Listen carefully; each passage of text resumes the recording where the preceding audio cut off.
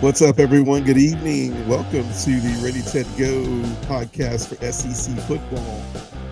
Coming to you live, somewhat, from Jordan Hare Stadium. I figured it was a great opportunity to show you where I'll be sitting at this weekend as part of our SEC slate is Georgia taking its first road match to the University of Auburn. 3:30 p.m. start to this game. Super pumped. I will be there live and checking this game out. And we have a packed night tonight. It's Monday, and at some point we're going to go live from Auburn at some point. It's going to be fun stuff. I'll give a little chance for everybody to join. See if we can break the record of 5 people tonight. We'll see. If not, people can go back and watch it. Please be sure, if you did see this or you are watching this, please share and like this page, Ready, Ted, Go, on Facebook, Ready, Ted, Go on YouTube. We're live on YouTube right now as well as TikTok. Coming your way soon. I don't keep mentioning the TikTok, but it hasn't happened yet. Coming your way soon. I'm figuring it out, I promise. At Ready, Ted, Go, SEC as in Southeastern Conference. So, cool stuff as we hop in. Let's recap really quick. Week 4, interesting weekend of SEC football, interesting weekend of college football. So let's dive right in. Arkansas, LSU pulled that one out 34-31. Jaden Daniels, 320 yards passing, 4 TDs, 1 interception. Man, I thought Arkansas was just gonna. They hung with it. I thought Arkansas made a run at the end, outscored them in the fourth quarter, 15-10. So super exciting game though down there. But at LSU, for Arkansas to come in there and battle it out in Baton Rouge was awesome. Alabama, Ole Miss. Alabama prevailed 24-10. Ole Miss, I mean, a lot of critics right now talking about Lane Kiffin, talking about the performance of the offense. I think the defense did enough to win the game, but I think we're all a little stunned that the offense didn't do more. Jackson Dart, 244 yards, total offense, 1 interception. Just not a lot of firepower, Ole Miss type football in there. So you got to wonder, what. I mean, they're blaming everybody under the sun right now. I'll keep this music a little bit. They're blaming everybody under the sun right now, Lane Kiffin, everything about this. But I got to tell you, at the end of the day, I told you, at the end of the day, it comes down to defense in the SEC. It comes down to balance. Alabama did a really great job of taking away Jackson Dart's legs. I mean, he had to put together 244 yards of total offense. So, big win for Alabama. I think we had some. I don't know if we proved if Alabama's still alive in the West and still the team to beat in the West, but we definitely proved that Ole Miss, when playing some stiff competition, definitely has a little bit more to show as far as offense and defensive talent. There's a lot more offensive talent out there in the West and the East. So concerned about Ole Miss going forward, definitely. Tennessee, UTSA, Tennessee all the way 45-14 in Knoxville. Florida and Charlotte. This was all Florida, but definitely wasn't the outcome I thought as far as Florida scoring 2 field goals in the third and fourth quarter. I'm sure there was some backups in at that time, but Graham Mertz, 259 yards and a TD. Auburn, Texas A&M, man, I lost this one, guys. This was one of my picks. I did pick Auburn on the road. Auburn did not prevail in this one. They lost 27-10. The big story in that one is Matt Johnson coming in and throwing for 123 yards and 2 TDs. And Connor Wigman having to be replaced, went out injured. And, man, you just knew. I mean, you just knew at the end of the day, Moss from Texas A&M, 15 carries, 97 yards to TD. You just knew at the end of the day there had to be some kind of heroics in there. The big story was none of the quarterbacks from Auburn could get off to doing anything productive in the passing game. I think Asher came in later on in the game and tried to provide a spark, but just never really could. Offense never really clicked on the road. Kentucky, Vanderbilt, they tried, man. AJ Swan, my man AJ Swan, I've been talking about him. Devin Leary, 205 yards offense, 1 TD, 2 interceptions. Still 2 interceptions, 4-0. Kentucky's sitting there at 4-0. Man, they got some things coming their way. 45-28 that they beat Vanderbilt. Missouri pulls one out against Memphis. 34-27. That pulls Missouri to 30. That pulls Missouri to 4-0, and that puts them in the AP rankings this week. South Carolina 37-30 over Mississippi State, held them off late. Will Rogers, man, 87 yards rushing. 487 yards passing, 1 TD, and an interception. Anderson from South Carolina, 28 carries. It took him 28 carries to get 88 yards. They were not going to let down, trying to balance things up. Georgia UAB. Georgia wins 49-21. A lot of people rumbling about this game. Here and there, Carson Beck, 338 yards, 3 TDs. Dejon Edwards, 66 yards rushing. Brock Bowers, 9 reception. Definitely punched his card this week to add himself back to the Heisman ballot with his 9 receptions, 121 yards, 2 TDs. Get that man the ball. Get him the ball. I think they figured that out later on. Get him the ball. That pretty much recaps all the games, and you saw it. You saw most of these. It was a really, really great week of football this past weekend. There were some games outside of conference this happened. The Colorado-Oregon game. Man, I think we've all heard about this one, but I watched this game and it was wild, man. Oregon really took it to Colorado. It was definitely not the best showing. It kind of reminded me of I didn't see much NFL football this weekend, but it kind of reminded me of the Denver drudging. I heard Denver lost by 50 to Miami, 70-20. It kind of felt like that. And then also, obviously, Ohio State winning in the last seconds at Notre Dame, and then Ryan Day coming out with his, Ohio State versus the world speech, and he blames Lou Holtz and all these other things, and it's just like, wow, Ryan Day. Ryan Day is still salty about losing in the playoff game last year versus Georgia, and man, we heard everything under the sun about that one before the night was over. So, man, looking ahead, week five, looking ahead next week. This week, actually, next week. Crazy. Kentucky finally gets a little stiff competition. Florida coming into Kentucky. Kentucky not ranked yet, and I'm pretty sure it's because they haven't played anybody.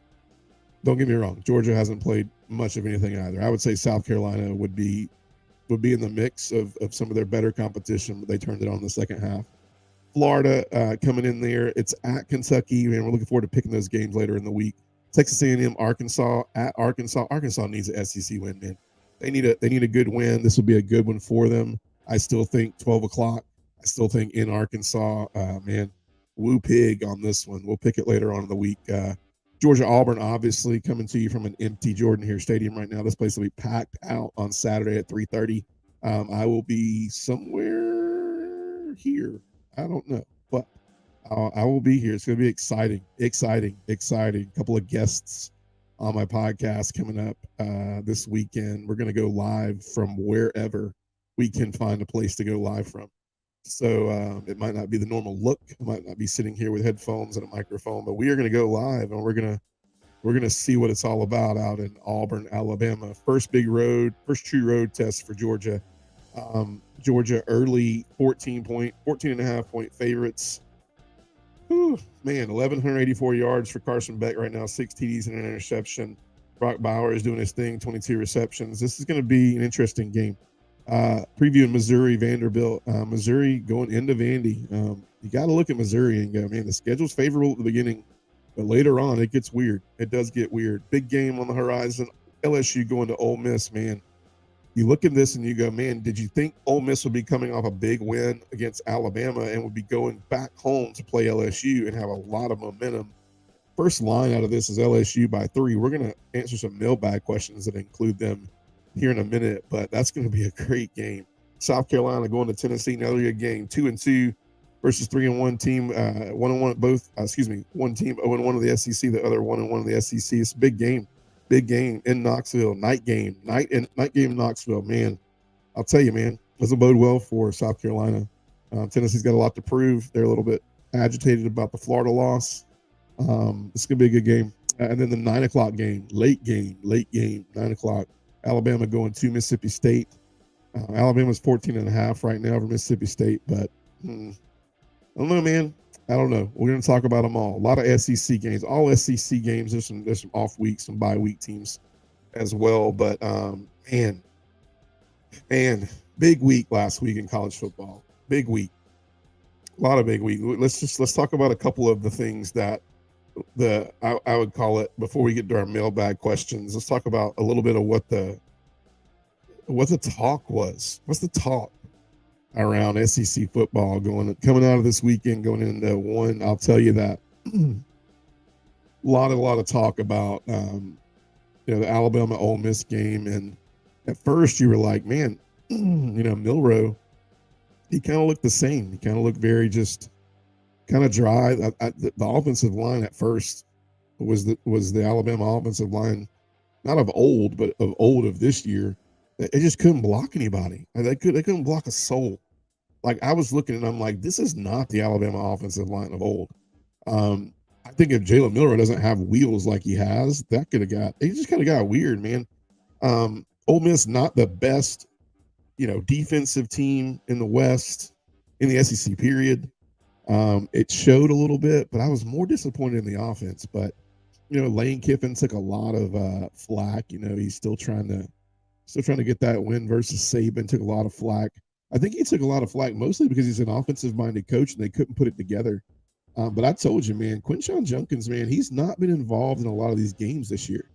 And I just feel like balance for them is the key, but it can't be balance on, Jackson Dart running the ball and throwing the ball. Like, they got to have some balance out of the backfield. They have to limit big plays and turnovers. We had the blocked punt in the end zone that could have ended way worse than it did. If I'm not mistaken, they got a field goal off that. It could have been worse.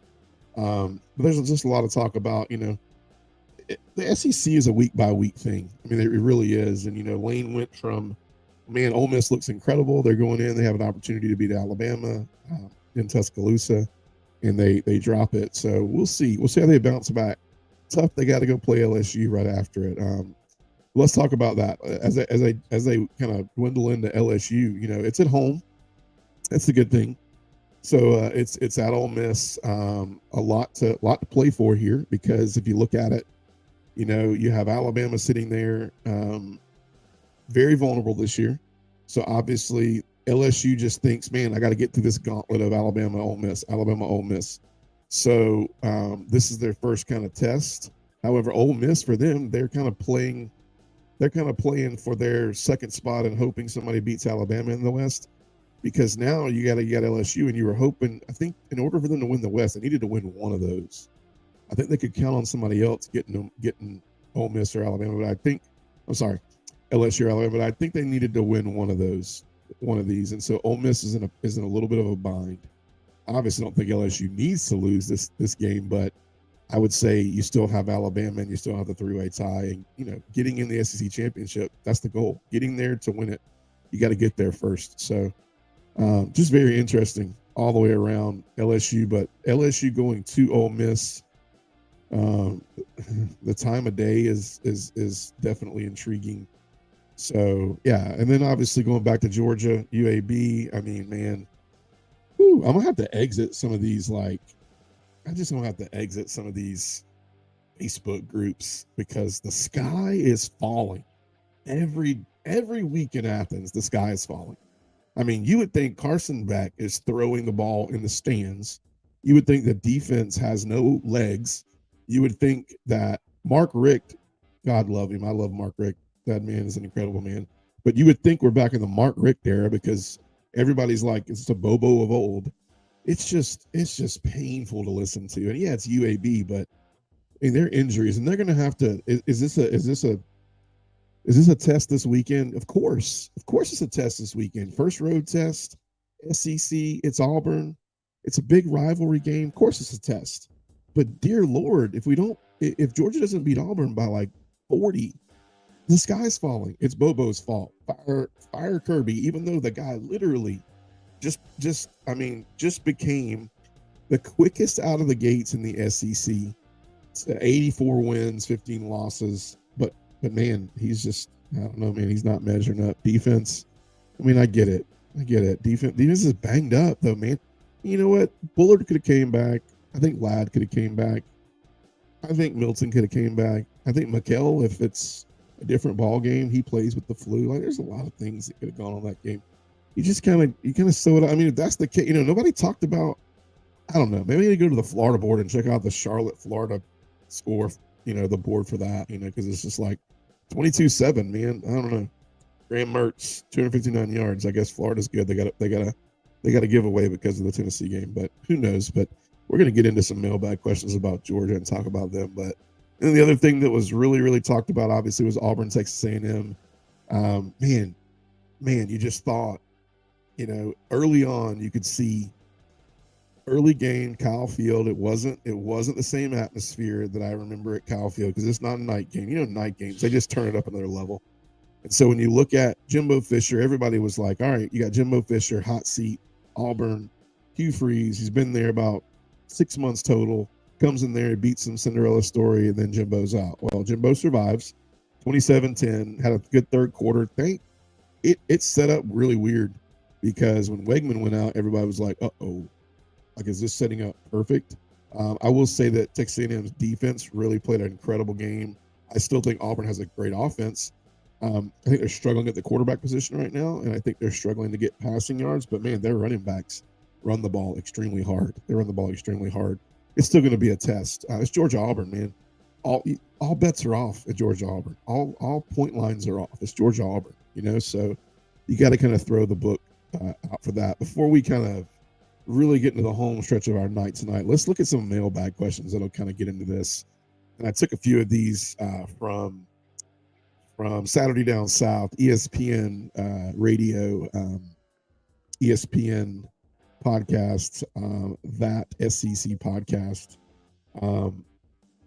But let's look at the first one. Is it safe to say LSU is back in the hunt and have the best chance of winning the West?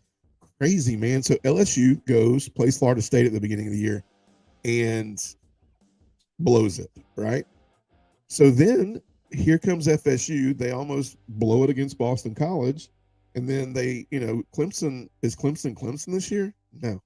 So I really think, like, when you look at it, like, I don't really gauge it off of that. So, like, is FSU back? I think FSU is a good team this year. But then you look and go, all right, LSU, like, do they have a chance now to win the West? Because they actually look like the better team out of all three. Do they look better than Alabama right now? Yes. Do they look better than Ole Miss right now? Yes. So I don't know, man. I would say LSU is. I wasn't writing them off earlier, but I was just concerned with Daniels. I do want to see Jaden Daniels play this weekend against an Ole Miss. I do think Ole Miss is still a really good football team. I think that at home, I think the atmosphere, I think Kiffin will be not happy about the offensive production from this past weekend. And Kiffin, Kiffin's kind of like a Saban protege. When he's pissed and his offense didn't do well, like, watch out LSU, because the offense could churn up 700 yards of offense this weekend and you could be behind all that. So I'm definitely intrigued by what LSU can do this weekend. However, Ole Miss is not going to be really happy about the loss to Alabama and the offensive production, and Kiffin's not going to be too happy about it. So home game for them. They get back in solid territory. We'll pick that game later on in the week, but, man, that's a good game. But I think LSU is, oh, man, I don't like Brian Kelly still, but I think LSU is definitely back. As far as the better looking team, I think LSU is the best looking team in the West right now. The best looking team in the West. Question 2. This one was all over every board out there, and it had to be, because 4 weeks in a row they kept asking and they kept asking and they kept asking. So Georgia, slow starts. Is it play calling or injuries? Is it really just? I mean, does Georgia still have enough athletes left? there's so many injuries. Well, I mean, Kirby said it himself. It's the longest injury list he's ever had as the head coach at Georgia. Um, it is long. It is daunting. What does it look like this week to get some of those people back? I think you're going to see Bullard back. I don't know in what capacity, but I think he'll be there for some crucial downs. Maybe he'll play. Maybe he'll see if he needs to play. Who knows?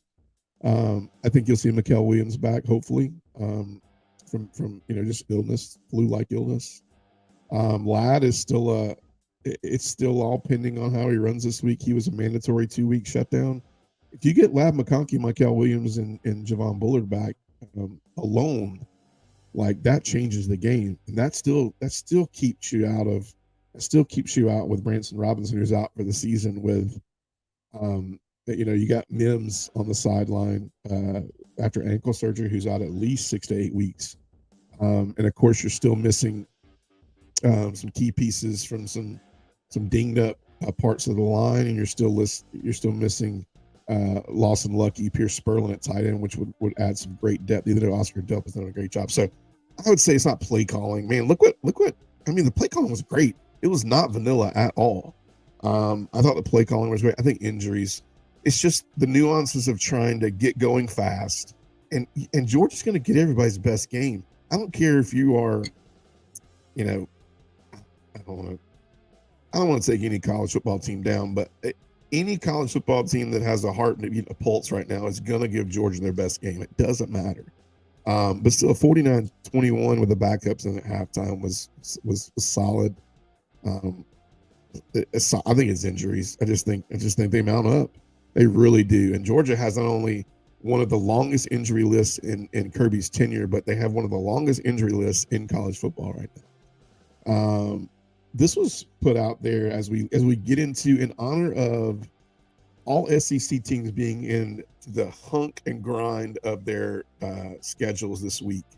Let's talk about what some of the loudest SEC environments are in college football. And I'm going to be honest, I was at Georgia, Tennessee last year, and it was incredibly loud. So if I'm being honest, I want to be biased and say that, but I'm going to be honest on this and go off of what I'm hearing.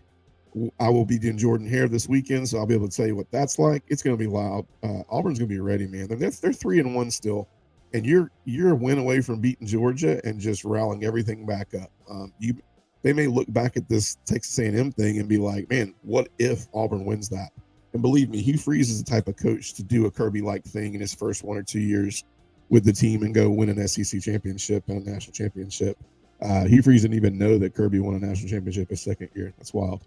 But I think some of the loudest environments, I'm not going to rank them in order 1, 2, 3, but I think the top 3, let's say top 4 loudest environments. I think you definitely have to have Kyle Field and College Station and Texas A&M in there. I think you got to have Knoxville at Tennessee, the Big Orange. I think you definitely have to have Athens.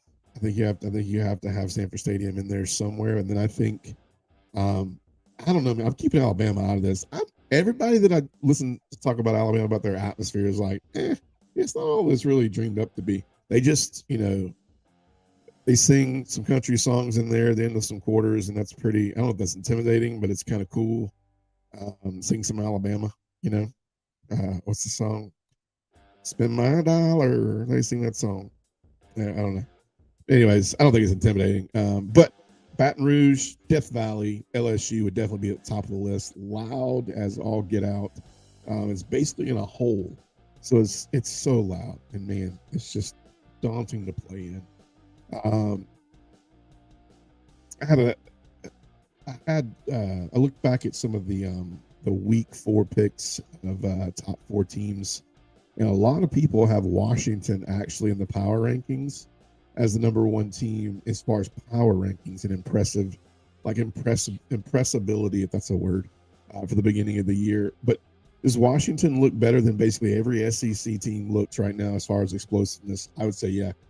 Have they played a bunch of comp right now so far? Not really, but Penix Jr. and those receivers and their run game and the defense. I mean, Washington looks incredible. They kind of remind me of a TCU of last year, where they've been around, they've been lurking around. Was TCU kind of out of nowhere last year? I would say yeah, but as far as TCU to be one of those teams that have kind of from nowhere come out and make a statement this year and go to the playoffs and maybe make a run, I think Washington can.